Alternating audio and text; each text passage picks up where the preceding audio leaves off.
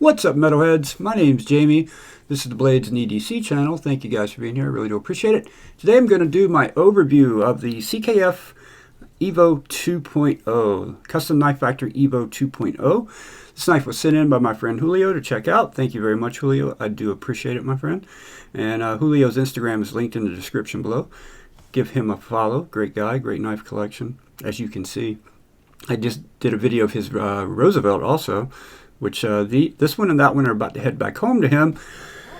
But the other few he sent, if you know what those are, remember, those will be in the next knife sale. So some great knives are going to be available in this next sale coming up very soon. All right, let's talk about this tank. This is a tank of a knife. This is not your ultra lightweight EDC knife here.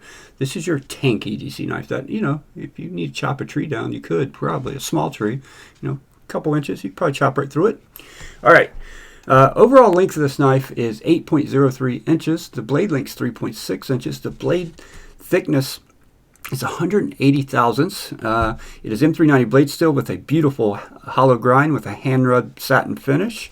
Titanium scales with a zirconium pivot collar, zircotide pocket clip, zirconium backspacer.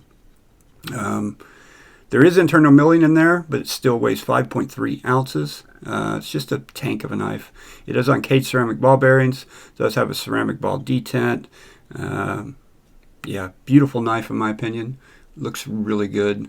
Everything about this knife is just mean looking, right? It just looks, it looks mean, man. And I love the way it looks. I love the way they did this zirconia or zircotide backspace or pocket clip. I think it looks amazing. Probably my favorite zircotide I've ever seen.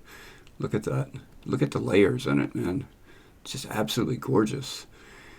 And I do have a versus video between this knife and the Evo 3.0, and I've got a little more information about these knives now that I didn't have then. I had emailed CKF and before I made that video, but they never replied back to me. Finally, about a week after I made that video, they sent me a reply. So I know a little more about this knife and the manufacturing process of it, which I'm going to let you guys know about in a minute. But first, let's do some size comparisons. If you haven't seen the versus video, I'll go ahead and show you the Evo 3.0 next to it. The 2.0 is quite a bit smaller than the 3.0, which I do like. This will be in the next knife sale, by the way. The 3.0 will be. Just FYI. And I'll go ahead and show you the Roosevelt, because if you're in this price range, maybe you have a Rosie and you want to see the difference. I mean, this weighs almost twice the amount of the Rosie. The Rosie's 2.8 ounces, I believe, and this is 5.3 ounces. So it's a big, thick knife. 180 thousandths blade stock. So, all right, here's the Spyderco Paramilitary 2. It's going to be a similar size to that. Maybe a hair shorter than that. Here we'll line up the pivots. And here's the Spyderco Para 3. It's going to be a lot bigger than the Para 3.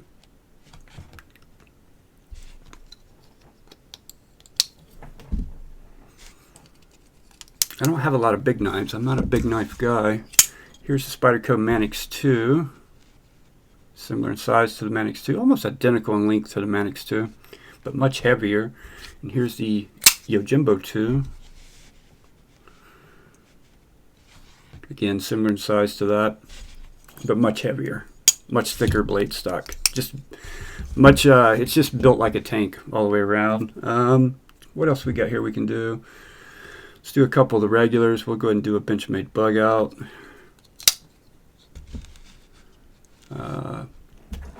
A QSP Penguin. Just not that big overall, the knife, you know what I mean? Just everything's thick and heavy. And some people prefer that. And here's a 80 20.5.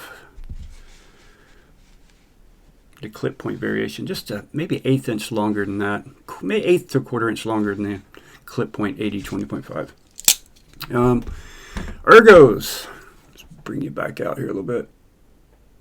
Ergos are amazing on this knife. Everything about it's good. The only thing that I could point out is the jimping up here is a little bit sharp, but it's not like horrible, but it's a little sharp. I think it's meant more for using with gloves than it is for your bare skin because of how big the jimps are and how sharp they are. I mean, you are locked in. That's not an issue at all. You're definitely going to be locked in there. But if you had to do push cuts with this knife for a long period of time with your thumb right there, this could become uncomfortable unless you had gloves on. But I honestly believe this was designed to use with gloves. Just my opinion. I could be wrong, but Ergos are truly fantastic. There's nothing else to complain about. Feels amazing in hand. The action is redonkulously good. I mean, this is one of those you got to pay attention because it will drop on you and get you right in the thumbnail right there if you're not careful. So I don't even keep it vertical when I close it. I keep it at an angle. Once it gets past that detent ramp, I know I'm out of the way, you know, because it will completely free fall on you. A lot of that has to do, I mean, it has great action, but it has a 180 thousandths blade stock. So the weight of that blade just wants to just completely free fall drop on you. But the action for such a bigger, heavier knife, it's fantastic. It really is. Did a great job on it. Yeah.